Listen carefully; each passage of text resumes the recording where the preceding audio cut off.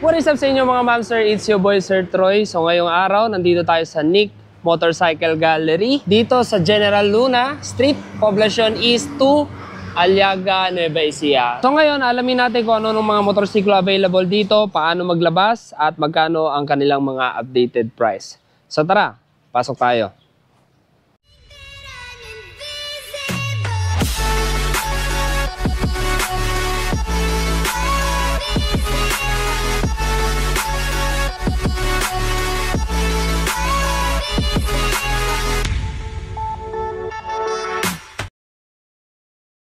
And dito naman sa labas ng showroom ni Nick Motorcycle Gallery, meron tayong apat dito na aging stock. So kung kayo ay interested, inquire na lang kayo sa contact number or sa page na ilalagay ko sa description. So meron tayong Honda Click na 125. So ito, first version. Meron tayong dalawang Yamaha Mio and Suzuki SkyDrive crossover. So ito po mga brand new po ito na ano lang sila, tumanda na hindi nabili. So, kung interested kayo, yan. So, kung interested kayo, like, gusto nyo mag-build, gusto nyo papormahin sila pang motor show, I think mas mura na itong mga aging stock na to. Okay. So, ito po, Nick Motorcycle Gallery, Aliaga branch, matatagpuan sa E-Square, Aliaga. So, ito po, along the highway lang. May service center din sila. And, ito ang mga available na motor kay Nick. So, si Nick Motorcycle Gallery po is isang multi-brand dealer. Meron silang Yamaha, Honda, Suzuki, Kawasaki. So, unahin natin dito, papunta doon hanggang makarating tayo sa likod. Para sa kanilang pang-pantra or pang-tricycle, meron tayong kulay matte gray na TMX 125 Alpha. So, ito ang updated cash price nila. 6,800. May down payment of 6,900 at monthly installment of 2,970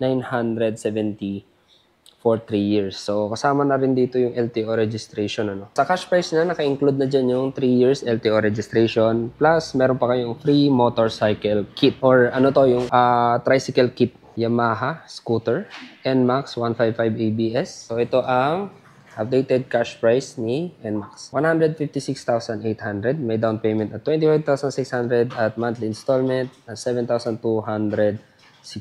So, included na po dyan yung LTO registration na 3 years. So, hindi lang naka-display dito pero sa ating installment kay Nick Motorcycle Gallery, meron tayong rebate na 200 sa first year, 300 sa second year at 500 sa third year.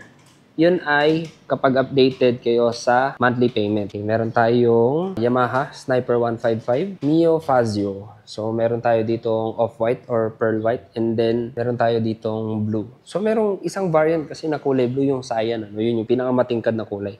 Pero ito yung mild niya, parang sky siya. Okay. So, kay Mio Fazio, ang kanyang updated cash price is 95,800. Included na rin dyan yung LTO registration. Down payment na 16,400 at monthly installment na 4,530 for 3 years. So, dito sa dalawang variant na to is hindi sila included dun sa free na half-face classic helmet ng Mio Fazio. So, dun kasi sa isang Nick Motorcycle Gallery natin, meron tayong binlog dun na may free helmet which is yung kanilang cyan color and candy red. Okay, next. NMAX ABS BKT3. So, ito yung mga latest model natin na with traction control. With Y-Connect din sila. So, ito ang updated cash price nila. 156,800.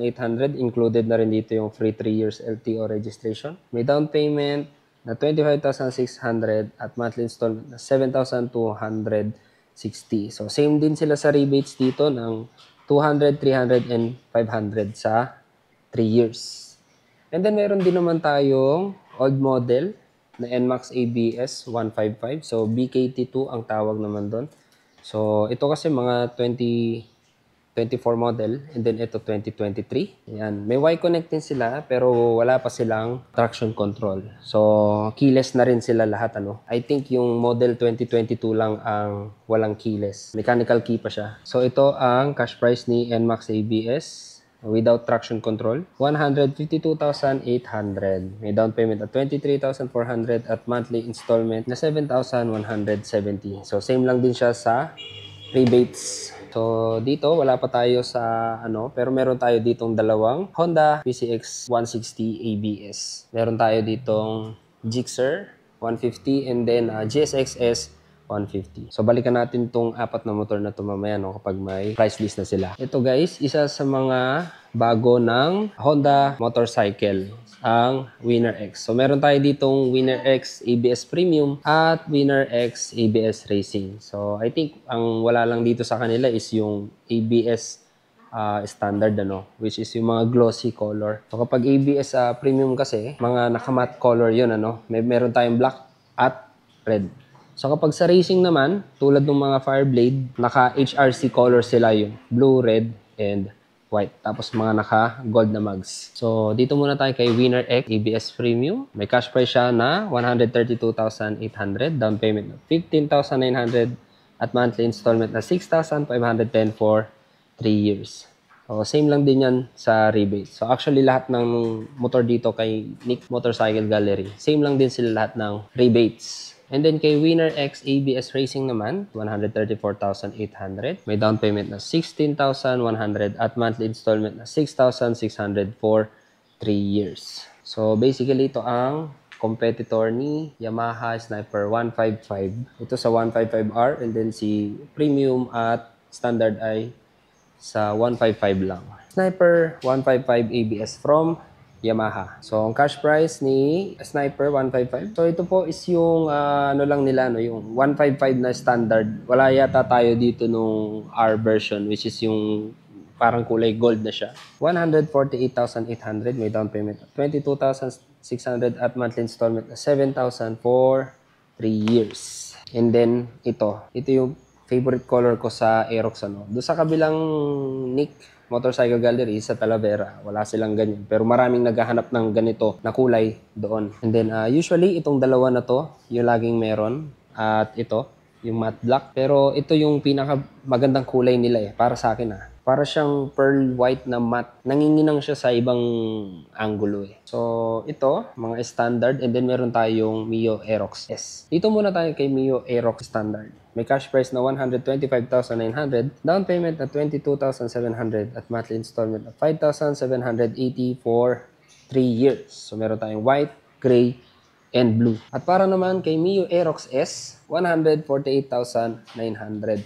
May down payment na 25,800 at monthly installment na 6,830 for 3 years. So, ito pong mga bagong Aerox natin na to is wala na silang mga Y-Connect So, na-less din yung presyo ng Y-Connect sa mga Aerox natin. So, meron pa rin tayo. Available pa rin sa ibang motorcycle dealer ang Kawasaki Dominar 400 UG1. So, meron na kasi tayong UG2 ngayon, which is yung naka-touring setup na siya. Yung may handguard na siya, may visor, iba na rin yung kanyang crash guard. At sa likuran, meron na ring top box bracket with sandalan. So, ayan, wala pang nakalagay na price tag dito. So, balikan din natin yan mamaya. Next, meron tayo ditong street legal na Honda. So, ito ay XR150L.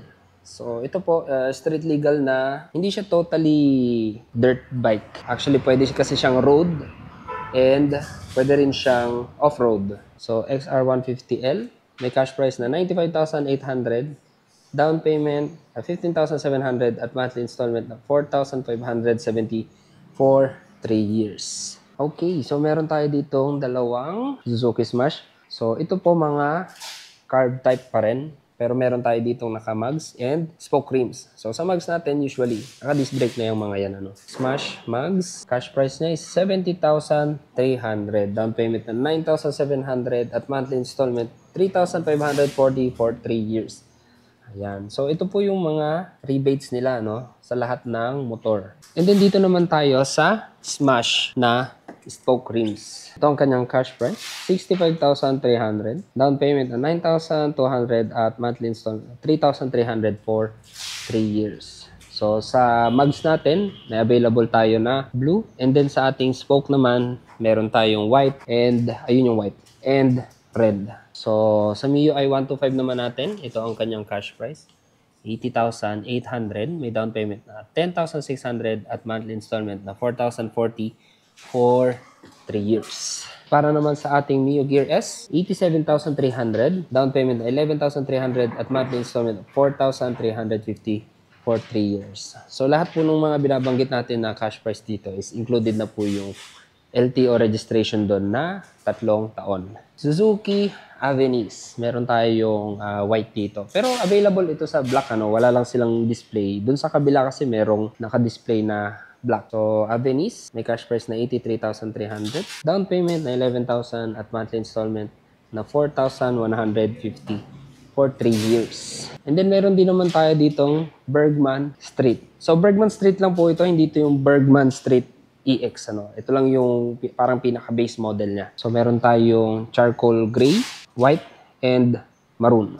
So Bergman Street, may cash price na 80,800, down payment na 10,800 at monthly installment 4,030 for 3 years. Same lang din sila sa rebates. Okay, so dito naman tayo sa 4 na motor kanina na walang price list. So unahin natin dito, Suzuki GSX S150. So may cash price siya na 136,800, down payment na 23,000 at monthly installment na 6,340 for 3 years. And then meron din naman tayo ditong Gixxer 150. May cash price siya na 103,800, down payment of 14,900 at monthly installment na 5,030 for 3 years. So, ano bang pinagkaiba nito? Ay, alam ko same lang din sila halos sa makina. Pero may pinagkaiba sila actually sa performance. So, si Gixxer kasi, alam ko nagbibigay lang siya ng 13 something horsepower. And then si GSX, nagbibigay siya ng 18 something horsepower. Pero same lang na 150cc sila. I think mas more likely si GSX-S kasi is parang naka-race type sila like yung GSX R, yung sports bike na 150cc.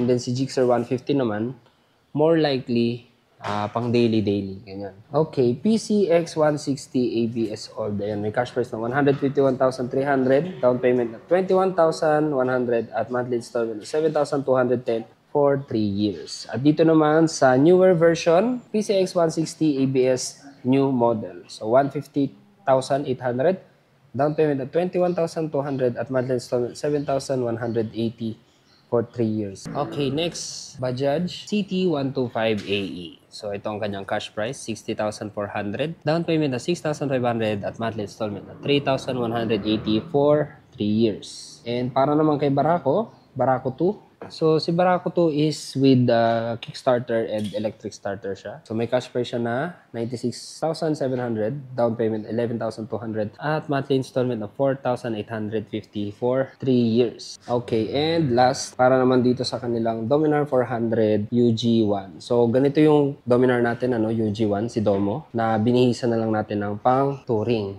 So ito ang kanyang updated cash price, 201,600. May down payment na 31,700 at monthly installment na 9,300 for 3 years. So, kung kayo naman ay maging installment, ito ang kanilang mga requirements. So, para kay maker, kailangan niya ng 2 pieces, 2x2 picture, driver's license, plus 1 valid government ID, either national ID yan, passport or voter's ID. Latest proof of billing, electric, water, or internet. Proof of income. So kung kayo ay employed, kailangan nyo ng 3 months latest payslip or certificate of employment. At kung kayo naman ay business owner, kailangan nyo ng business permit or barangay permit. At syempre, kailangan nyo ng co-maker. So requirements for co-maker is 2 valid IDs, 2x2 picture, 2 pieces, and proof of income.